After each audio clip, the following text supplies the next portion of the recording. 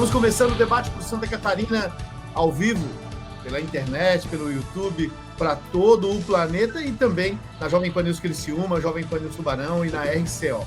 Hoje já dividindo tela com Fabiano Rambo, lá no Oeste, Dom Schiavi no Alto Vale, daqui a pouco deve pintar o nosso mestre, o nosso guru, o nosso visionário da política catarinense, Prisco Paraíso. Fabiano, começar por você, tudo bem? Como é que vai? Tudo bem, Almir? Como é que está o amigo? Tudo certo? Tá frio aí em Criciúma? Como é que está? Bastante frio. Pois é. Nós aqui estamos ainda esperando o sol. Há 20 dias que a gente não enxerga o sol, viu, Almir? Situação bem complicada por aqui. Bom para tudo que é tipo de gripe, renite, enfim, alergias e por aí afora, né? Mas uma satisfação estar com os amigos e com os colegas. Inclusive, Dom, tudo bem? Tudo ótimo, graças ao bom Deus, toda a nossa audiência, nossos web espectadores. Mas, pessoal, vamos começar então a debater aí os assuntos da política mundial, da política local, estadual, regional, o que vocês quiserem, porque esse fim de semana foi uma loucura. Eu estava em casa e quando me surge na tela o Donald Trump com a orelha ensanguentada. Num primeiro momento, eu não entendi do que se tratava. Eu até achei que, de repente, fosse algum tipo de atuação, algum tipo de, enfim, alguma encenação, ou até mesmo uma montagem com inteligência artificial. Mas, como eu vi de uma fonte muito séria, eu pensei, não, tem algo aí, deixa eu clicar. Aí cliquei e vi que era uma coisa grave que aconteceu com o Donald Trump. E, rapidamente, isso se alastrou pela internet, pelo mundo todo, e só o que se comentou no fim de semana foi o ataque brutal que sofreu o Donald Trump. E sabe-se lá por que não era a hora dele ainda. Porque numa virada de rosto que o Donald Trump deu, Fabiano e Dom, ele se livrou de tomar um tiro aqui no pé do ouvido, da orelha, aqui, e acertar em cheio o crânio dele. Uma cena bizarra, uma cena louca, que nós vamos falar desse destrinchar aí, porque a partir disso aí começou a surgir um monte de história, um monte de versões e acusações daqui, de lá, e como tudo nesse país e no atual momento do mundo, se vira um fla-flu, se vira uma politização, uma polarização de tudo, né? Então, eu queria começar com a sua breve avaliação, Fabiano, para depois a gente ir passando assunto por assunto em relação ao que aconteceu com o candidato a presidente dos Estados Unidos e, na minha opinião, o já próximo presidente dos Estados Unidos, Donald Trump. Eu pego justamente esse aspecto que tu terminas.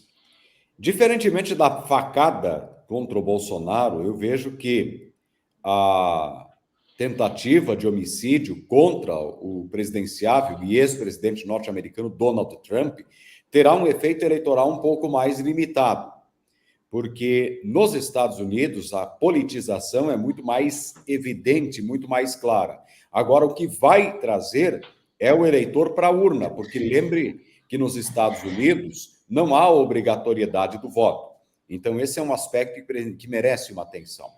Ressalta-se que não é um privilégio, entre aspas, haver esse tipo de ação incoerente com atitudes democráticas. Ronald Reagan, por exemplo, foi vítima de um atentado semelhante. Abraham Lincoln foi morto, né? Um dos maiores presidentes da história americana foi morto, né? Nas vésperas de uma eleição. John Kennedy, da mesma forma. Então, esses foram os que culminaram, né, com o cessamento da sua vida por causa de homicídio. Agora, Reagan, que eu pego esse que é o mais recente, Nixon também, se não me engano, foram tentativas. E agora, Donald Trump.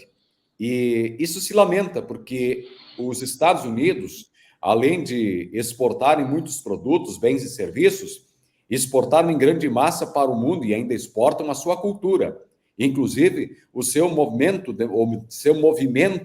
de democracia. E isso é muito ruim para um país que a gente tanto admira, que a gente tem tanto respeito e o olha como um paradigma, como um padrão a ser seguido. Dom Schiavi, a internet borbulhou, né, desde o fim de semana até hoje, e fala muito nisso, nessa questão. Aqui no Brasil, algumas lideranças da direita acusaram o tiro no Donald Trump de ser uma armação da esquerda e tal. Enfim, Foi o que você observou? Qual é a avaliação que você faz até o momento? Bom, eu acredito, Almir, que ele não iria, supostamente, se colocar em risco, ele que é quadrilionário, ele que tem muito, muito a perder, né, com relação a isso. E, na minha opinião, antes desse fadado episódio que quase tirou a sua vida, ele já estava eleito. Então, ele não iria colocar a perder essa chance que ele tinha para criar algo ali factoide ou afins, como a facada do Bolsonaro também não, e existem pessoas que acreditam nisso, que fazem disso a sua verdade absoluta, né? Quem gostaria de tomar uma facada, né, para poder fazer algo ali, facada essa que poderia ter custado a sua vida, falando do presidente Bolsonaro, e agora Donald Trump, ficou claro nos vídeos, claro, que uma mexida de cabeça dele, como você falou, Almi, foi o que salvou a sua vida, né? Tem um livro que eu mandei, eu esqueci de mandar no nosso grupo, eu peço desculpas, que se chama O Dia do Chacal. Para quem não leu esse livro, eu vou resumir um pouquinho, né? Não vou contar o spoiler inteiro, mas o candidato a presidente, no livro, ele abaixa para dar um beijo, né? Que é o Gauli, ele abaixa para dar um beijo em uma das pessoas ali na plateia e o tiro passa por cima dele. Tal como aconteceu com Donald Trump, que, na minha opinião, Biden ou qualquer um que venha contra ele pode ensacar a viola e voltar para casa, que Trump está eleito. Enquanto o nosso colega Rambo estava falando aqui brilhantemente, tá, Rambo? Eu estava procurando as casas de aposta dos Estados Unidos, né, e fazer um comentário sobre. As chances de Trump aumentaram de 60% para 69% nas casas de aposta, diminuindo de 1,5, né, o valor ali por dólar apostado para 1,4, entendeu? E vai diminuir mais ainda conforme vai chegando.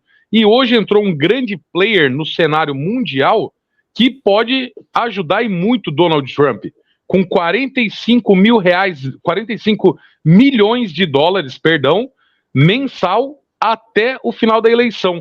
Elon Musk já avisou e já declarou que até o final dessas eleições ele irá doar, lembrando que nos Estados Unidos é permitido fazer a doação, mesmo em época de campanha eleitoral, sem declaração, né? Você pode ali, até mesmo que lá é totalmente declarado, lá é 100% seguro essa questão, então Elon Musk vai doar 45 milhões de reais a partir desse mês, até as eleições dos Estados Unidos, que acontecem em novembro, se eu não me engano, desse ano. Eu vi nesse final de semana, Dom e Fabiano, o Prisco já está chegando daqui a pouco aqui com a gente, mas eu vi muita fake news, muita mentira e muita burrice. É até uma palavra pesada de se falar, mas muita burrice, assim. E vou te dizer que de ambos lados, tá? Mas a principal burrice que eu ouvi esse fim de semana é de que a facada em Bolsonaro foi fake e que o tiro em Trump foi fake. Poxa, cara, eu vou falar uma coisa para vocês, eu tenho preguiça de gente assim. Porque esqueça a posição política de Bolsonaro. Esqueça a posição política de Bolsonaro. O que fizeram com o Bolsonaro, o que tentaram fazer com o Bolsonaro, foi um assassinato a sangue frio, com uma peixeira, uma peixeira por um maluco. Eu também, todavia, não acredito que foi uma armação política contra o Bolsonaro. Um pacto de partidos da esquerda para matar o Bolsonaro, não sei o quê. Eu não acho. Acho que aquele maluco ali foi uma ovelha negra, um lobo solitário que agiu sozinho e fez a besteira que fez, né?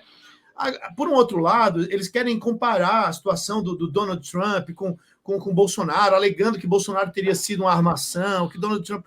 Você tem que ser muito burro para fazer uma comparação dessa e levantar uma história dessa, entendeu?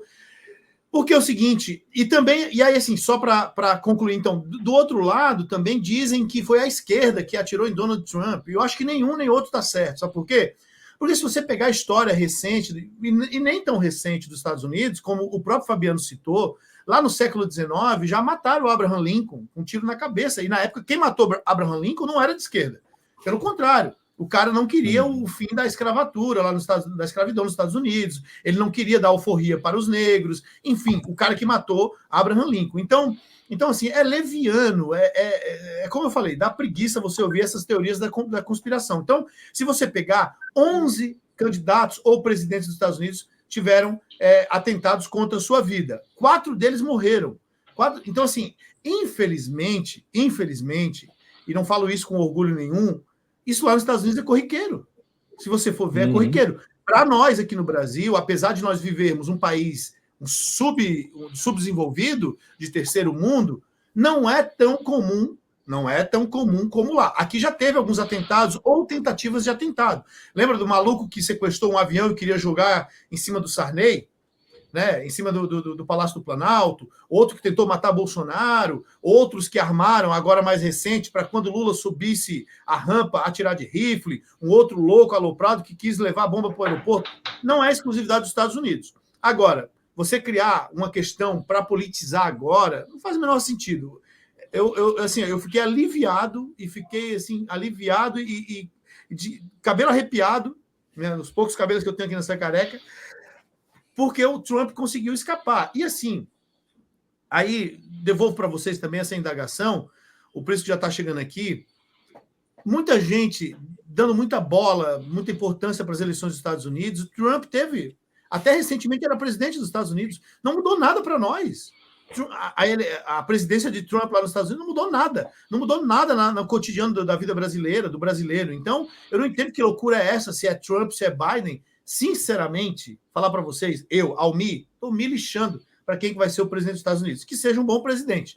Eu vou trazer o Prisco aqui para o debate, porque o Prisco sempre tem um olhar de sabedoria. A gente está repercutindo aqui, Prisco, seja bem-vindo, ainda essa questão do atentado contra o Donald Trump e as versões estapafúrdias de que teria sido a esquerda, de que teria sido armação igual teria sido com o Bolsonaro, o que para mim é uma grande burrice, e aí a gente quer ouvir a sua opinião, porque quando você chega, a gente para ouvir você. O Bolsonaro, que não é de dizer coisas que podem ser muito aproveitadas, mas ele teve uma tirada interessante ao dizer que são os conservadores que são objeto de atentados. E se a gente observar mais recentemente, inclusive nos Estados Unidos, da década de 70 para cá, Gerald Ford, Ronald Reagan e agora Donald Trump. 3 republicanos, assumidamente. E teve o Bush, né? Teve o Bush também, que jogaram uma granada, mas a granada não disparou. Foi agora mais recente. Tem um quarto, então. Todos extremamente conservadores. Mas não fiquemos só nos Estados Unidos. No Brasil, Bolsonaro. Na Rússia, o opositor de Putin. Na Venezuela, o opositor de Nicolás Maduro. Pode ser uma simples coincidência, mas não podemos deixar de apreciar esse dado. Agora, eu estava ouvindo aqui, enquanto me preparava para entrar, as colocações pertinentes do Almir. Se não vejamos uma coisa, nem vamos entrar nesses absurdos, porque foi o governo Biden que criou as condições para que o atentado acontecesse. Eu não sou nada afeito a teorias da conspiração, mas a gente precisa apreciar que não tem serviço secreto mais inteligente, mais aperfeiçoado, mais preparado do que o dos Estados Unidos. Isso aí é uma tradição. E o americano, independentemente se o presidente é democrata ou republicano, porque nos Estados Unidos é diferente. Aqui entra Bolsonaro, depois vem Lula, eles mudam todo o Palácio do Planalto, daí vai a camarilha do Lula, daí vem a camarilha do Bolsonaro, na maior parte das vezes, figuras despreparadas. Nos Estados Unidos não é assim, não. Primeiro que a Casa Branca tem um número de funcionários do seu entorno infinitamente menor do que o do Palácio do Planalto e o seu entorno. Esse é o primeiro aspecto. Segundo aspecto, lá são funcionários efetivos, de carreira. O cidadão intimamente pode ser republicano ou democrata, mas eles estão lá servindo o país. Isso está em primeiro lugar. O Biden, por exemplo, nesse momento claudicante, que está se mostrando num grau de senilidade avançada, né? Um grau avançado, o que a gente observa é todos tentando proteger a imagem do presidente, porque, em última análise, é a imagem dos Estados Unidos. Isso mostra o nível de politização, o nível, né, cultural. Agora, eu não poderia deixar de observar, eu estava lendo hoje, matérias reproduzidas do New York Times, Washington Post, eles estão lá aprofundando esse assunto do atentado. Porque, inclusive, já tem uma imagem que está circulando, e é verdadeira, que foi objeto da apreciação desses 2 veículos americanos, e vale lembrar, a esmagadora maioria dos veículos americanos, assim como aqui no Brasil, de tendência à esquerda. É bom que registremos isso. Eles não entendendo como é que o serviço secreto permitiu aqueles tiros. Populares berravam, diziam que o cidadão estava lá em cima. Um policial lá do estado da Pensilvânia chegou a se dirigir para o rapaz e o rapaz respondeu com um fuzil. E o cara parece que estava subindo na escada e daí caiu. Olha, coisas de uma polícia do episódio Três Patetas. Assim, algo inaceitável, inadmissível. Não é só um pré-candidato à presidência favorito, mas é um ex-presidente da República. Meu Deus do céu, como é que foi aquilo? Tanto é que, em questão de segundos, eles executaram o rapaz.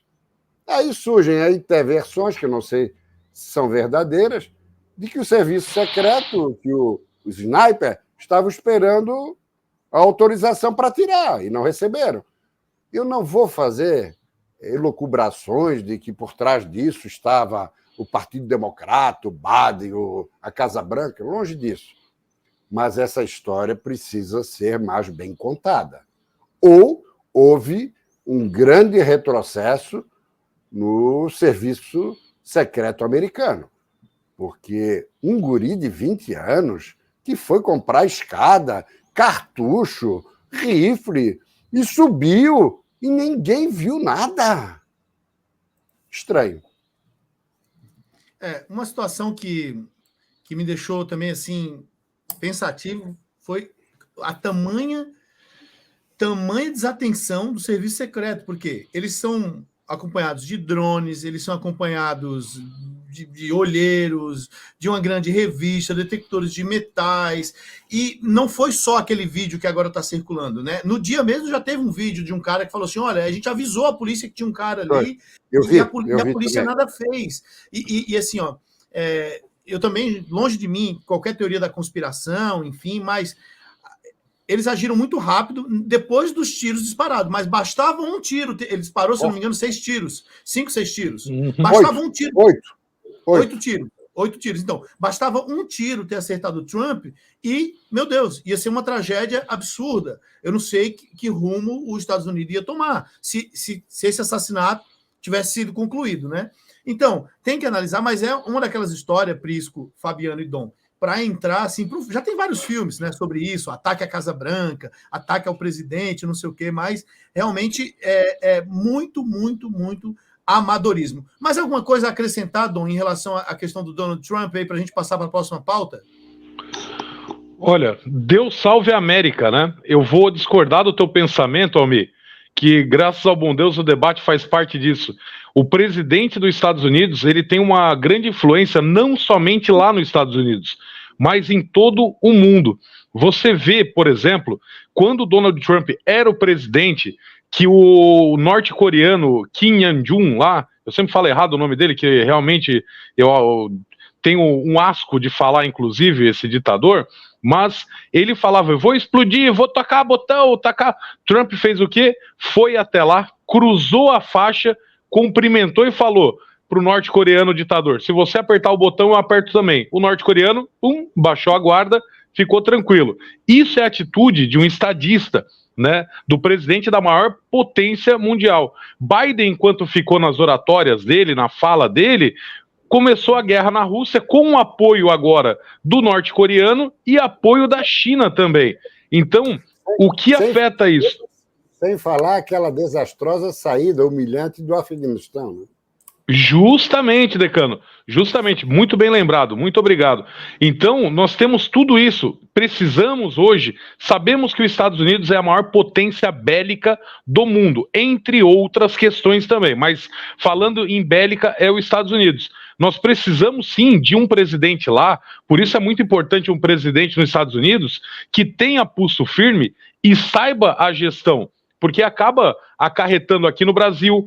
A alta do dólar impacta diretamente nas nossas compras aqui, entre outros produtos também, principalmente os commodities, né? Então, com a alta do dólar para exportação fica bom, porém, para a compra de insumos, aumenta tudo aqui no Brasil. E já temos um governo que gosta de aumentar e muito, né? Esse governo brasileiro atualmente, aumentar imposto, aumentar taxa e não contribuir para os outros. Então, Almir, desculpa discordar da tua opinião, meu amigo, mas precisamos sim ficar atentos a principalmente governo da China, né, governo dos Estados Unidos e ao nosso redor aqui, América Latina, pois estamos vivendo aqui o maior êxodo de venezuelanos, e eu falo aqui em Balneário Camboriú, a cada 3 Ubers que você pega, 2 pelo menos são venezuelanos, e não é qualquer um. Eu peguei um Uber recentemente com uma ex-juíza da Venezuela.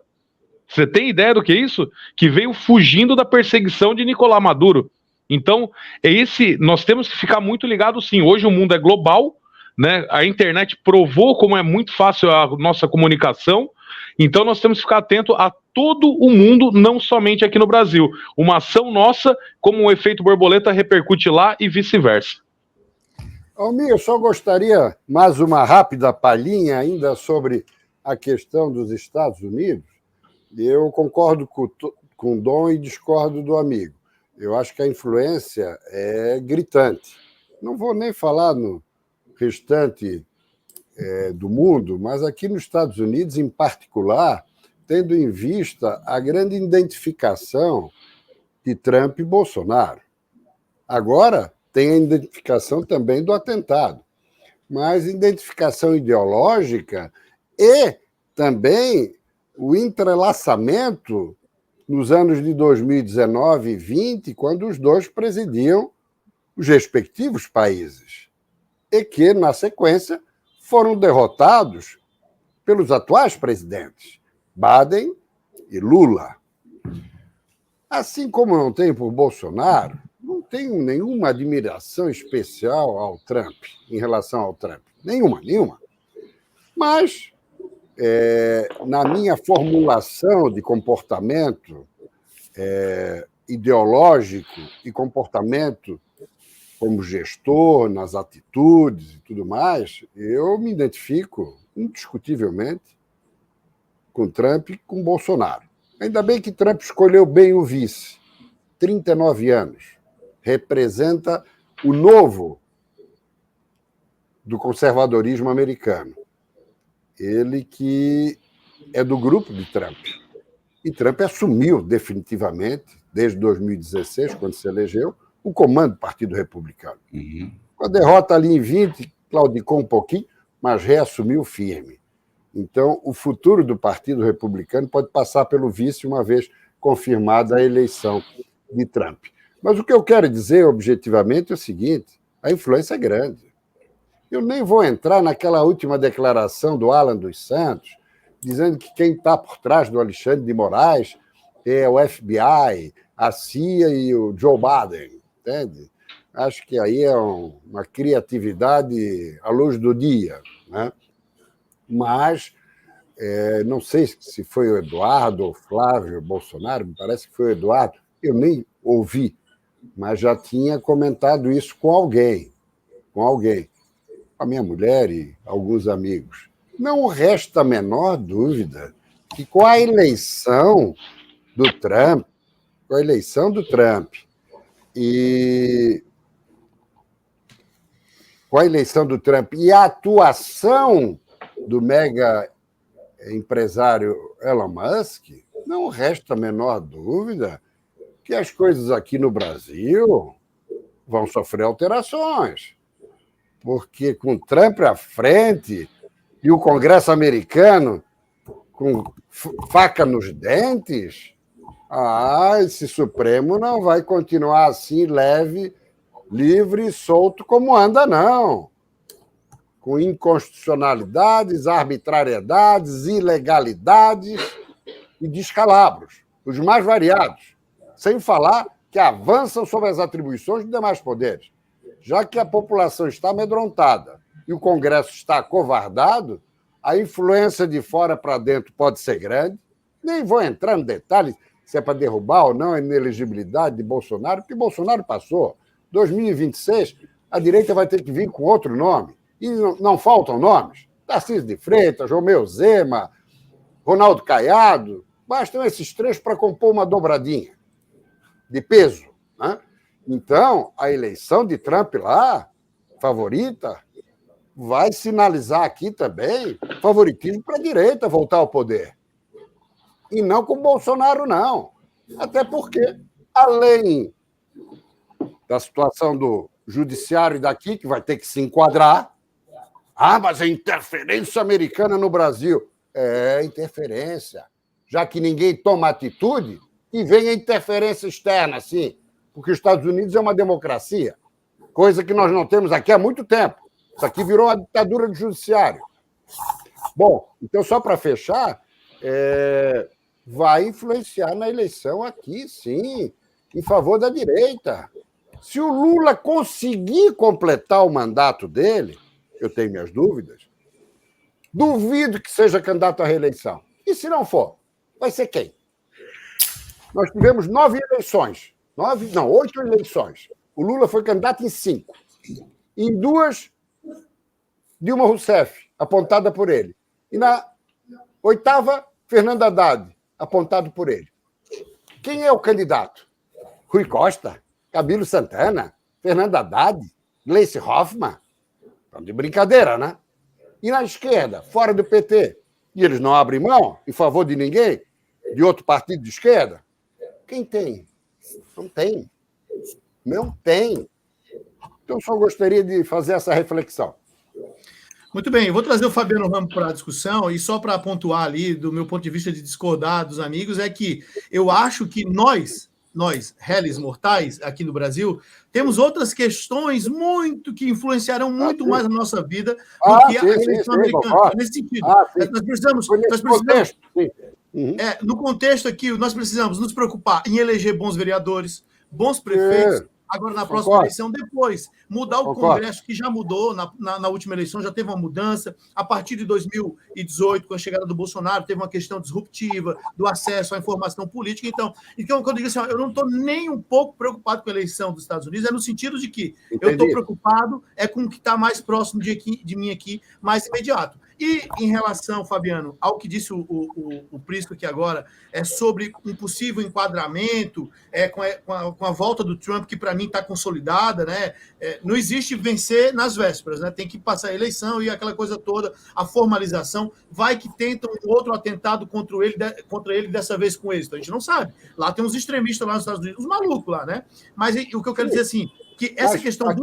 Mas aqui entre nós, se ele tivesse sido morto, se ele não tivesse dado aquela viradinha na cabeça, ela teria explodido. Quem o Partido Republicano viesse a indicar seria eleito, inapelavelmente. Sim. Agora, Fabiano, você acha que os Estados Unidos... Porque, assim, nesses tantos anos de democracia que nós vivemos aqui no Brasil, eu nunca vi uma interferência externa a ponto de alterar a política interna do Brasil. Os Estados Unidos sempre interferiu, sim, desde a época da ditadura militar, de uma forma meio escondida, de uma forma que meio que por trás, auxiliando com algumas inteligências, como fez na América Central, como fez na Nicarágua, como fez no Panamá, e deu no que deu. Você acha que a chegada de Trump ao poder novamente nos Estados Unidos pode interferir e até, de certo modo, dar uma exprimida aqui no que vem acontecendo no Brasil? Só antes da resposta do Rambo, eu só queria deixar um pouco mais claro a observação que eu fiz. Quando eu falo os Estados Unidos entrar no contexto, é porque tem empresas e tem americanos envolvidos nesse contexto. E começar pelo dono da X, o Elon Musk, a começar por figuras americanas que foram objetos de decisões ilegais e inconstitucionais de Alexandre de Moraes, o imperador. Basta lembrar o episódio do Petrolão, tivemos decisões prolatadas, sentenças prolatadas nos Estados Unidos contra a Petrobras, 6 bi que a Petrobras teve que ressarcir americanos. A entrada deles é nesse contexto, não é simplesmente ou meramente porque querem colocar o dedo no Brasil. Eu só queria fazer essa observação para ficar mais claro. Bom, Almir, fazendo algumas ponderações bem sintéticas. Primeiramente, toda eleição sofre uma influência. Assim como a eleição de Trump nos Estados Unidos em 2020, em 2016, melhor dizendo, suspeitou-se pelo vazamento de e-mails da interferência de Putin, certo? Até hoje, pouco explicada, que acabou favorecendo e-mails, né, contra Hillary Clinton. Sempre houve algum tipo de interferência. Os Estados Unidos têm uma tradição de exportar a sua forma de democracia, às vezes com sucesso, outras vezes com fracassos. Tu lembrou de algumas interferências que foram desastrosas e que culminaram com a questão de guerras civis. Agora, na questão atual, quanto Trump influencia no Brasil é por uma questão de gás ideológico, é uma questão de proximidade ideológica. O presidente norte-americano, ele tem uma força de movimentação muito forte e de aglutinação pelo poderio econômico, militar e também de estilo de vida norte-americano que é influenciado, ou que influencia, melhor dizendo, todo o mundo. Então, inegavelmente, há uma forma de interferência no Brasil. Não quer dizer que isso vai afetar as eleições municipais, mas eu quero dizer que para as eleições nacionais, de alguma forma, de alguma maneira, o Brasil vai olhar para esse figura e vai tentar se associar a ele, porque o Brasil, ou melhor, os Estados Unidos são um paradigma para o Brasil. Isso é fato. Não Rambo, imagina o Trump presidente recebendo o Zema, o Caiado ou o Tarcísio na Casa Branca. Eu vou fazer justamente o contrário. Lula, se Trump eleito, será presidente por mais 2 anos, nesse contexto. Como será a relação de Lula ser recebido por Trump? Essa é a pergunta. Será uma relação Milei-Lula? Ou Lula-Milei? Como é que tem que ser? Biden não deu a mínima para o Lula, hein? Essa que é a grande verdade, hein? Agora, eu também quero apontar, e eu quero concordar com o Almir no sentido de dizer o seguinte: não existe esquerda em Biden e não existe ultradireita ou, né, em Donald Trump. O que existe são visões de mundo. Um que é mais fechado no sentido do liberalismo ser mais voltado para si, principalmente em questões migratórias, certo? Que é o caso do Trump, e que Biden é um pouco mais flexível. É isso. Políticas de Estado e de governo não se viu ou não se viu nenhum tipo de movimentação a favor do Brasil, nem com Trump e nem com Biden. É verdade. É só uma proximidade ideológica. E nós temos que olhar para a eleição americana... Tem um aspecto que tu poderia falar um pouco mais, né, Rambo, do protecionismo sobre o aspecto econômico, que eu acho que era legal uma abordagem tua que conhece bem essa área. Bom, vamos lá, o Prisco. Vamos pegar a questão migratória.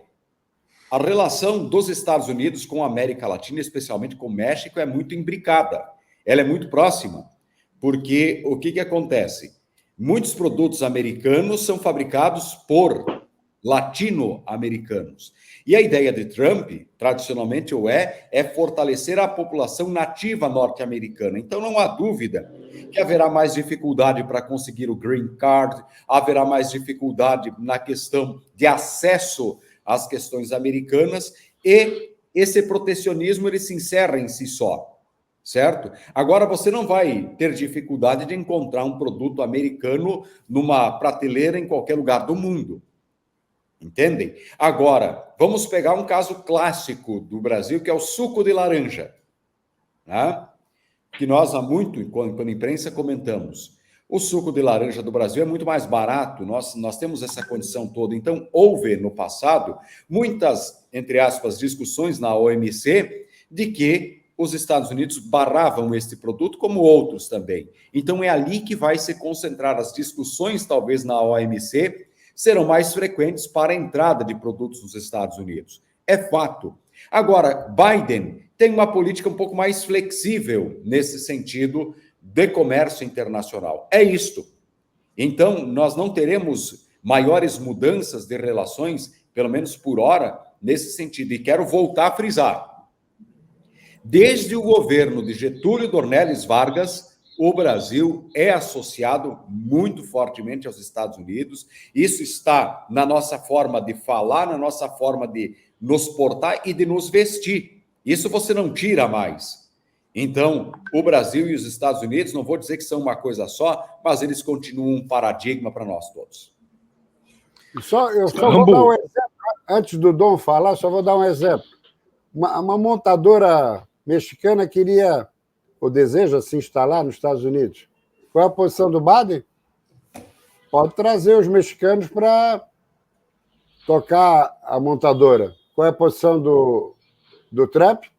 Mão de obra americana. Nada de mexicano aqui. Então, mas é que aí a gente vive uma incongruência, porque aqui se fala muito no conservadorismo dos costumes, no liberalismo da economia, e esse tipo de atitude que você acabou de citar não é nada liberal. É uma coisa extremamente conservadora. Por um outro lado, um símbolo... Mas é aí que o Trump está querendo buscar. E ele buscou a eleição dele em 2016 justamente acenando para aquele americano tradicional. Aquele americano que quer cuidar do seu país, resolver a sua situação, e não resolver a situação do mundo, para depois pensar na situação do americano. E aí, Dom, entra uma outra questão que o símbolo do conservadorismo americano, agora recentemente foi processado, teve que pagar milhões, porque tinha um amante, uma prostituta, e também sonegava declaração de grana. Então, esse é o símbolo do conservadorismo americano. Então, eu acho que o Trump ele se tornou essa persona conservadora por a falta de um grande líder do conservadorismo, desde o Bush, desde o pai do Bush, que não teve mais alguém à altura. E ele é um personagem, ele faz um tipo. Isso. Ele pegou, Dom, esse gap aí que os coaches gostam de usar muito hoje, ele pegou esse espaço aí e ele preencheu, porque não tem espaço vazio. Se você não preenche, alguém vai lá e preenche. Mas, Almir, a mesma coisa aqui... É o baita do sonegador. Justamente. Mas a mesma coisa aqui foi o Bolsonaro. Se vocês lembrarem um pouquinho do que o Bolsonaro prometia na campanha 2018, ele não prometeu muita coisa. Ele só era contra o PT. E quem não gostava do PT, eu sou o candidato antipetista. Quem é contra o PT, que era a grande maioria, foi de acordo com ele. Entendeu? Lembrando muito bem o que o Prisco falou.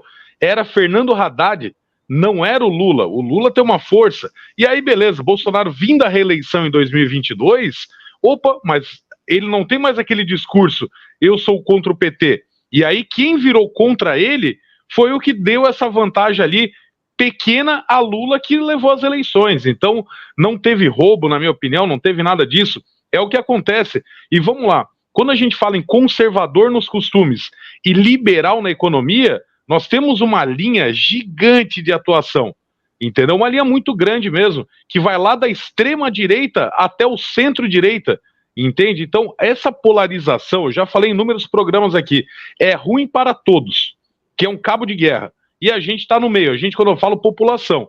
Então, quando isso começar a atender, vamos de acordo para a direita aqui, que é o que o Brasil precisa. E eu sou a favor disso, mão de obra local, mão de obra brasileira, entendeu? As grandes importadoras, montadoras e afins, quando vêm para cá para o Brasil, que usem a nossa mão de obra.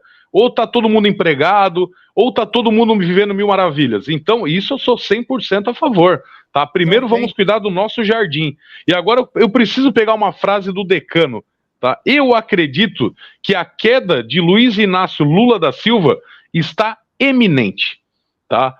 Faria Lima já está contra ele. Já deu uma pedalada fiscal igual a Dilma também.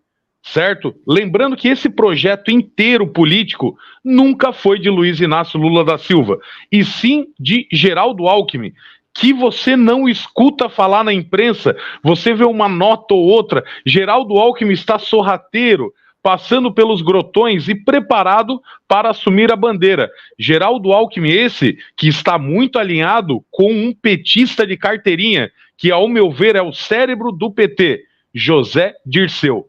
Então, a partir do ano que vem, dia 1º de janeiro de 2025, a queda da Torre da Bastilha Lula a qualquer momento. Pode escrever o que eu estou falando. Bom, só para deixar claro que isso é uma opinião, né? Isso é uma opinião. Não, é opinião, baseado em fatos, né? Baseado em tudo que está ocorrendo no país.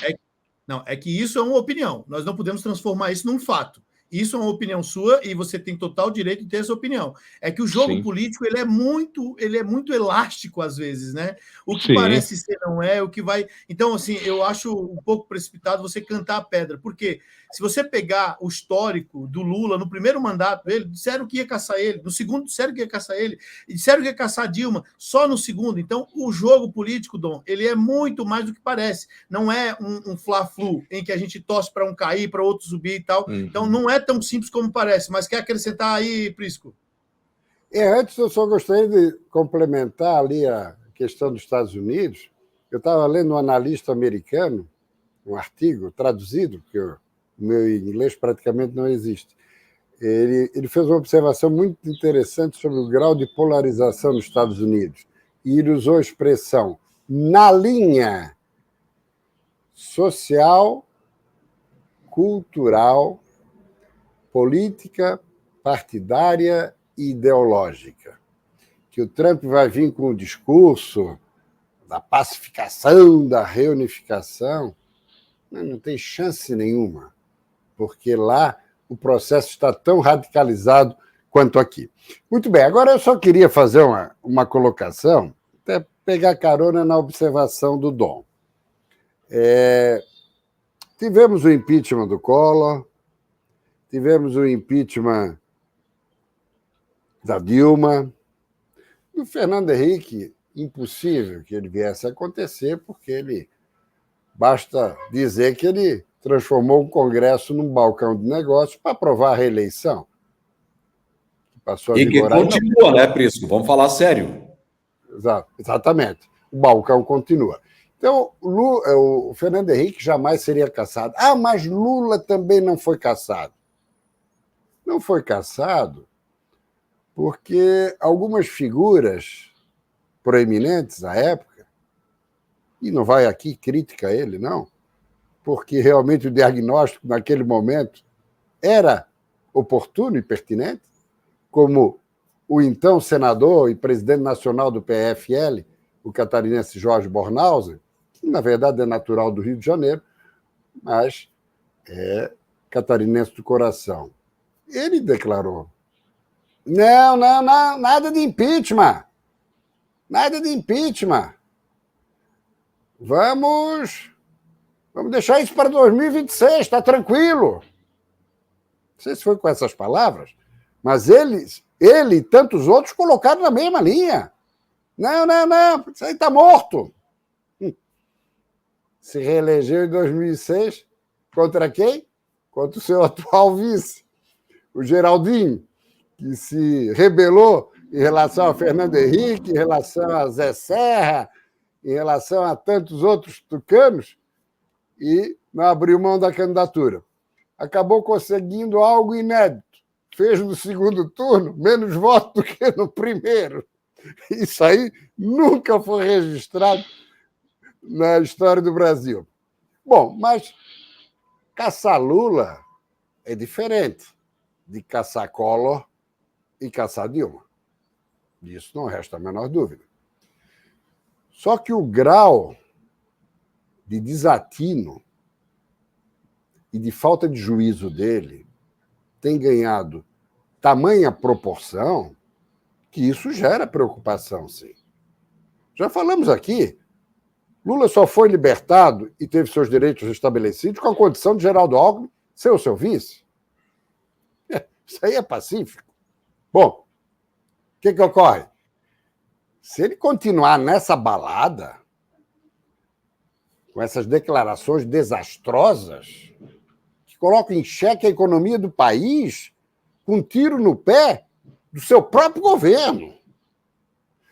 Eu recebi aqui, da Veja, Lula diz que ainda precisa estar convencido se necessita cortar gastos. Mas, pessoal, na semana retrasada, o Haddad foi lá pedir, por amor de Deus, que ele virasse o disco. Porque o que ele quer é o seguinte, ele quer equilíbrio fiscal, mas não por conta da redução dos gastos do governo. Um paquiderme que gasta muito. E não estou falando das viagens dele, paga 80 mil numa suíte. Isso é uma tristeza. O pai dos pobres fazer isso com o miserável do Nordeste, que mal e mal consegue viver. Mas nem entro nesse aspecto, eu entro na gastança. E outra, gastando mal o dinheiro. Agora, ele declarar que precisa ser convencido para conter os gastos, quer dizer, isso é de uma declaração absolutamente despropositada. O que o empresariado acha disso? O que a Faria Lima acha disso? O mercado financeiro, daí ele vem com esse papo que os juros é jogo do mercado, os juros estão crescendo em função das suas declarações. Foi só ele ter recolhido a guarda, os juros baixaram ao natural. Simples assim. O avô do atual presidente do Banco Central, Roberto Campos Neto, que respondia, claro, pelo nome de Roberto Campos, foi preciso lá atrás. Situação inflacionária, questão dos juros, tudo depende da política monetária. Simples assim. Só que o Lula de hoje não é aquele Lula com a cabeça no lugar, emocionalmente preparado, inteligente sobre o aspecto do seu comportamento. Não. Se ele continuar nessa balada, olha, tudo é possível. Nós sabemos que Arthur Lira e o Centrão, eles funcionam de acordo com a sinalização, nós sabemos de quem. Mas tem um aspecto, Prisco, que eu quero só te aproveitar aqui. Só para completar, o PIB nacional. E o PIB nacional está em São Paulo. A partir do momento que esse grupo pequeno perceber que o país está caminhando para o precipício, tu não tem a menor dúvida que a coisa pode degringolar. Você considera isso provável? Eu não considero improvável, mas também não considero impossível. Eu não considero provável, mas não considero impossível. Entende? Vai depender do seu comportamento e do andamento da situação econômica. Pressão popular? Não vai ter. Esqueçam. A população brasileira foi intimidada e amedrontada por Alexandre de Moraes.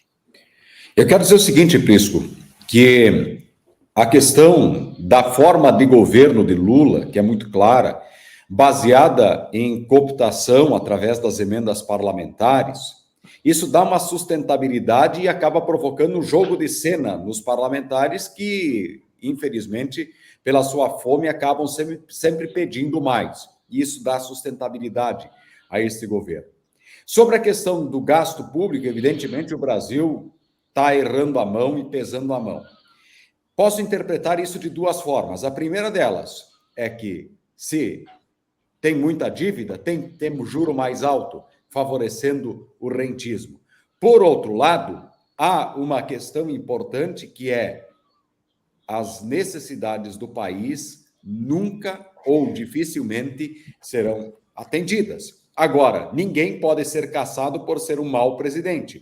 Agora, pode-se encontrar um crime para isso, a exemplo da Dilma, as pedaladas, porque as pedaladas sempre existiram Entretanto, a incapacidade de administrar e governar, quando o dinheiro acabou, a colocou, né, na boca do brete, como a gente chama aqui no Oeste. Mas é uma situação difícil, mas eu não acredito que Lula, no atual momento, venha a ter condições de não terminar o seu mandato. Vamos encerrar, porque quem está acabando é o nosso programa. Prisco, só para acrescentar rapidinho. Deixa eu só fazer uma observação final. O interesse que a sucessão da presidência da Câmara está despertando é a maior demonstração que tem algo nos bastidores. Tem algo nos bastidores. O Arthur Lira vai fazer o sucessor. O Jair Bolsonaro já disse que apoia quem ele escolher. Ele já declarou de que o nome que ele indicar poderá ser vetado pelo Lula, mas quem vai arbitrar esse processo é o Arthur Lira, que não quer ir para a sombra como o Rodrigo Maia foi com a eleição do próprio Arthur Lira. Entende? Nós vimos que não tinha nenhum motivo para caçar Dilma. Dilma não foi caçada pelas pedaladas. Ela foi caçada porque ela perdeu as condições de continuar comandando o país. Se o Lula continuar nessa balada, por isso que eu falei, hoje eu considero improvável, mas não é impossível. Mas se ele... Até porque caçar Lula é diferente do que foi caçar os outros. Né? Mas se ele continuar nessa balada, ele corre, sim, um sério risco. A questão das emendas parlamentares são importantes, mas hoje o presidente da Câmara tem uma força impressionante, até porque boa parte das emendas são encaminhadas e determinadas por ele no orçamento secreto. Além do que, a Câmara tem um orçamento bilionário. Hoje, Arthur Lira tem mais do que o dobro dos votos do Palácio do Planalto, leia-se Lula da Silva, dentro da Câmara dos Deputados. Então, para fechar, Almir, eu só diria o seguinte: se o Lula não tomar jeito, ele corre um sério risco. E vale lembrar, a eleição é a 1º de fevereiro de 2025. Ele sendo cassado a partir de 1º de janeiro do ano que vem, assume Geraldo Alckmin. Cassado ainda esse ano, nova eleição. Então, não resta a menor dúvida que, se ele continuar esticando a corda, ele corre o sério risco de se transformar numa Dilma e o Alckmin num Temer. Muito bem, meus amigos. Para encerrar o programa aqui, só vale lembrar e ressaltar aos amigos aí, Dom, Prisco e tal, que tem que levar em consideração também o efeito e o medo que a queda de Lula causa em alguns, né? Porque se ele cair, ele vai cair atirando. E atirando para tudo quanto é lado. E aí tem nego que tem político que nessa queda não quer ser atingido, né? Não quer ser atingido. E tem um outro fator também que você precisa levar em consideração quando se trata disso, que é o STF. O STF hoje é o árbitro do Brasil. Né? Chega lá, ele trava no STF, diz que o processo dele é inconstitucional, demora a se avaliar e o processo não anda e pronto. Mas são vários fatores. É uma variável, né? Ó, nós tínhamos um assunto para comentar nesse programa, mas não há mais tempo, já estou super atrasado, preciso entregar 2 intervalos, que é a questão do possível rompimento do Brasil com a Argentina. Lula mandou recolher o embaixador na Argentina. Na quinta-feira a gente volta a debater sobre esse assunto aí. Parece que o Lula mandou que o embaixador do Brasil voltasse para Brasília. A gente vai discutir isso no próximo programa. Prisco, muito obrigado pelas suas considerações. Dom, muito obrigado também. Fabiano, muito obrigado pela sua presença. Valeu, pessoal. Abraço forte. Quero aproveitar e agradecer aqui a Dolores Zerbien, quero o Sérgio Eduardo, o Paulo JS, deixa eu ver quem mais, a Vânia Santos, o Luiz Augusto, toda essa rapaziada interagindo com a gente aqui no nosso chat. Muito obrigado pelo carinho, gente. Até a próxima.